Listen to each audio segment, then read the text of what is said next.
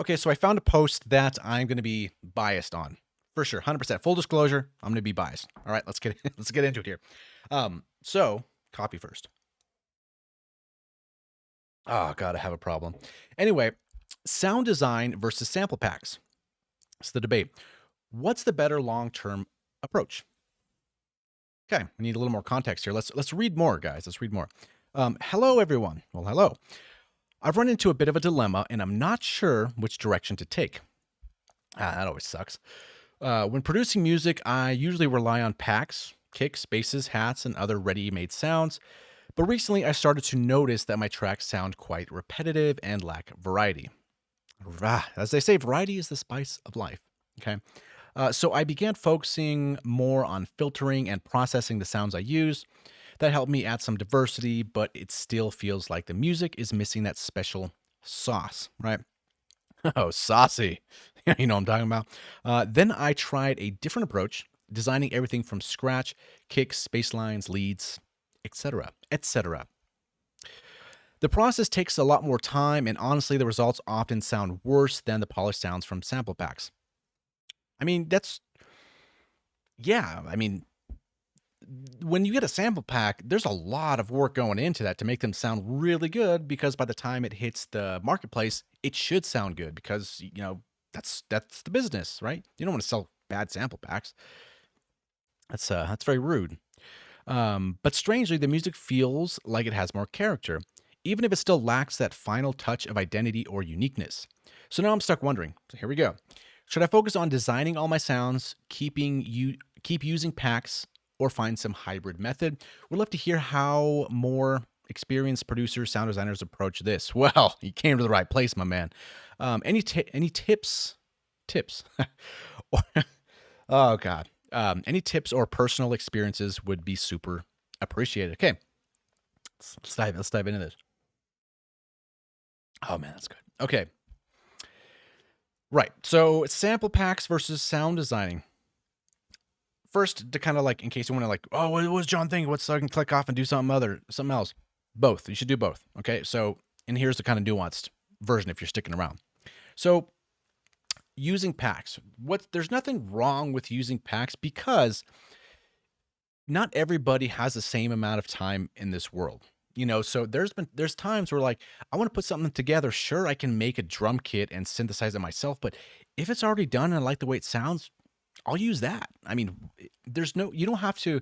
I think there's this thing inside of ourselves that we at some point have to get over and saying, if it's not mine, if I didn't make it, then it's not authentic. If I use preset 5 of this pack, then it's not authentic. It's someone else's influence on it. And I get what you're saying, but you need to throw that crap out of your mind. And here's why. So there's this saying, and it's been said way better than I can put it together, but hopefully you're going to get the essence of what I'm about to tell you. So let's say, for example, you're a guitar player, right? You like playing guitar. It's what you love to do. You love playing chords and, you're getting better. You're doing your scales, right? You're practicing. Get your metronome on your phone and doing your scales, right? Doing that whole thing. Okay. So now let's say, for example, you record a song that you make with your guitar. That's really cool. That's my guitar. But I'm like, is that really your creation? What you did? You played on a guitar that somebody else made, so it's not really authentic. And then you think, oh God, okay. So then you go on like, I don't know, somewhere on the internet, eBay or something stupid, and you're like, okay, let me buy a neck and buy a body and bolt those things together, right? And they do the same thing. Like, hey, check this out, John. I bought a neck and a body of my guitar. I bolted them on together, and here we go. Here's my song. It's authentic now. I'm like, you just bought a neck and a body from somebody else who made it, and you just put it together. Like you're just an assembler at that point. It's not your song. And you're like, ah, crap. Okay, what do I got to do now? So then you're like, okay, let's go down to Home Depot or Lowe's or something like that, and then you go buy your pieces of wood and you start carving it. You're getting to woodworking. You do the whole woodworking tutorials for a long time and figure out how to make a nice neck and all that. Lay your frets in there. Put a nice nut on there, if you know what I'm saying. And then you get this guitar, you bolt it together, and now you record your song again. You show it to me a little bit later on, some months, maybe a year later on, if you acquire the skills, and you're like, John, here's my track now. I've made this wood into this guitar that I bought. I'm like, I'm like, you just went to Home Depot and bought some wood, man. That's not you did you cut down the tree? And like, crap. So now it gets to the point where I'm like, okay, it's not authentic because, did you grow that tree? Right? Or did you just cut it down because it's been there for God knows how long? Did you plant your own tree? Right? Did you It just gets to the point without going too far. It gets to the point where when is authentic? And furthermore, who cares? I've never listened to a song personally and I'm like, this would be much better, but he used kick 2 from that sample pack. So, cheater, busted. This song sucks. Like it doesn't matter at all. So, to that point, if you feel that way, maybe you don't, but if you feel that way, get that out of your head as early as you can because it sucks. It's stupid. Using packs can be beneficial. It can be like a time constraint thing. Like I said, if I can make a whole drum kit if I wanted to, cool. But like, if there's a pack already there and I need to get a song done, or maybe have to ship something off, or something needs to be added to a track, I'm not going to sit there and spend hours of my life to make a drum set that's already done and it sounds good. Just no reason to. So should you focus on designing all of my sounds? If you want to, it's a lot of fun. I think personally, I mean, I could I could suggest that yeah, design all your sounds. It's a lot of fun and it's very rewarding. When you do put a song together, that's all of your creation. You whatever patches that you make. Let's say you synthesize all your drums and make your basses, leads, whatever it is, and you put it together. It's really cool because you can listen to it and think, yeah, I did it. I made my whole track all myself. Everything started from an init preset. That's badass. And it is. And if you go that route, save all those presets because that work you should only really do one time. So you have like a library to look back on. Like I have just folders of just random patches that I just make and throw in there. Some I'll probably never use, but you do get experience of like making stuff. So I will say, as far as the time, it says the process takes a lot more time, and honestly, the results often sound worse. That right there is just because you haven't spent enough time creating it. So I would argue the point that let's say you're a really, really, really good sound designer, right? And you're looking for a lead. You have a track, you want to put a lead onto it. If you're a really good sound designer, you're going to hear what you want to hear in your head and then make it before you can even look through all your patches in that synth or maybe another synth until you find something that's kind of close that you want. So in that case, it takes more time now. But if you spend more time with it and you're really comfortable with that, whatever synthesizer that you pick, then you might actually even be faster. Because there's times where sometimes it'll go both ways. I'm like I want a bass in a song. I'm like, I don't know exactly what kind of sound of a bass that I want. So I'll kind of browse through some presets and I'm like, oh, actually, this is a perfect bass. I'll just use that. And there's been other times where I'm like, I want this specific type of bass with this sound, and it's done within a couple minutes. So depends on the situation, right? So I would say in your case, do both. I mean, whatever you want to do is fine. Definitely spend some time sound designing and kind of learning the process. And if you have packs, whether because it depends. If they're sample packs, right, you're just getting the audio, which is cool. But if you get a preset pack then that you like of the synth that you use, then go through that preset and kind of look at every parameter, every knob, break down that preset and figure out what makes it sound the way it does. And then you'll get new skills. Then you can recreate that and add your own twist to it to make it even more personalized. So yeah, that's kind of my take on that. So let's see what this is here. Honestly, if your tracks sound repetitive and lack variety, it's not the sample pack's fault. Fair point. Yeah, yeah. Musicians have been getting endless variety out of a simple guitar, bass, and drum setup for about 70 years, and they still aren't close to running out. Yeah, I mean that is a good point because I mean you can get a guitar and the way you play it is going to be different. If I played something and an actual guitarist played something, the same piece with the same equipment, we're gonna sound different, right? One reason because he's better, probably, but the other reason is that people play things differently. They have a different style, their fingers move differently. You know what I'm saying? And then there's the pedals, there's the effects that you throw on there, editing and all that stuff. So you can make things pretty variety based, I suppose. Oh, is this the thing? Oh my God, that's hilarious. I thought using loops was cheating, so I programmed my own using samples. I then thought using samples was cheating, so I recorded real drums. Yeah, that's kind of what I was saying with the tree thing and the guitar, but same concept, right? When is enough enough? Let's kind of go through this. It's funny. I thought that programming it was cheating, so I learned to play drums for real.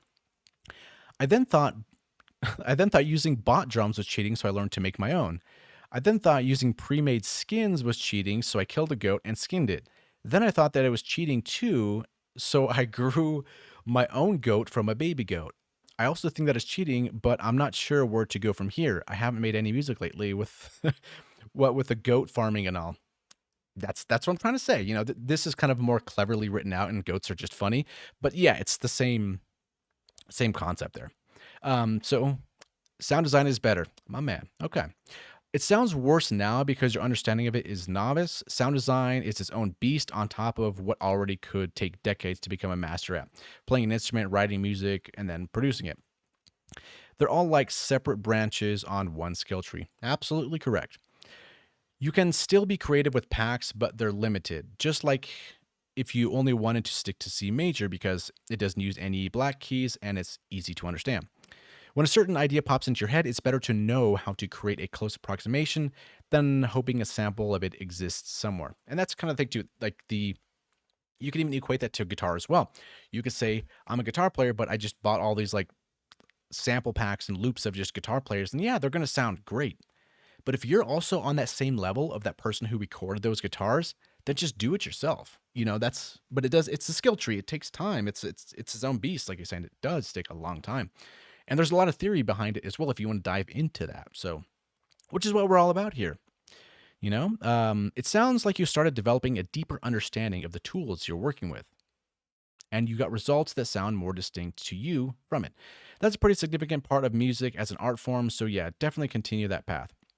And again, even if you just stick with samples, you can make interesting things out of those. Like those contests where people get a vocal sample and they flip it, or they're not even a vocal sample, but just a sample in general, and they flip it to their own thing and do their own stuff to it. It's just creativity at that point. So, but I would suggest, and this is why I say I'm biased, do sound design. It's a lot of fun. It's very rewarding. And once you know exactly what you want and then you turn the right knob combinations and you get what you want, amazing. Amazing. Okay, let's do like one or so more here. Even when it sounds rough at first, you will always learn more when diving into sound design yourself. Yep. Starts with layering drum hits, and it can end up with you designing everything from scratch. Most of the time, we hang out in between. Sound design is a very different process creatively from writing, so ideally, it has its own time separate from writing and recording. Okay, so here. Sound design is a very different process creatively from writing. Yes and no. Yes, in the fact that you should, oh my God, you should have sessions or time blocked out where you're just learning sound design, where you're just making patches. You don't have a specific goal in mind. You just create. So, for example, I was trying to make I think it was like an FM bass or an FM, some type of FM patch, and it didn't end up how I wanted it to. I basically made a banjo, right? So I'm like, dang it, this sucks. I didn't get to the sound that I was trying to go for. But hey, in the process, I learned how to make a banjo, and I'll never forget that process. So I'm like, if anybody asks, hey, can you make me a banjo? I'm like, I got you. I got you. I'm going to make you the best banjo this synthesizer can make. So yes, it's different from writing. But with all that time put into practice and your own sound design sessions, once you get to writing, you're going to have all that experience to build from. So you could just be like, listen to the song, this needs this kind of bass, or this needs this weird sound effect, and then just open up a synth and make it and match it perfectly to that song.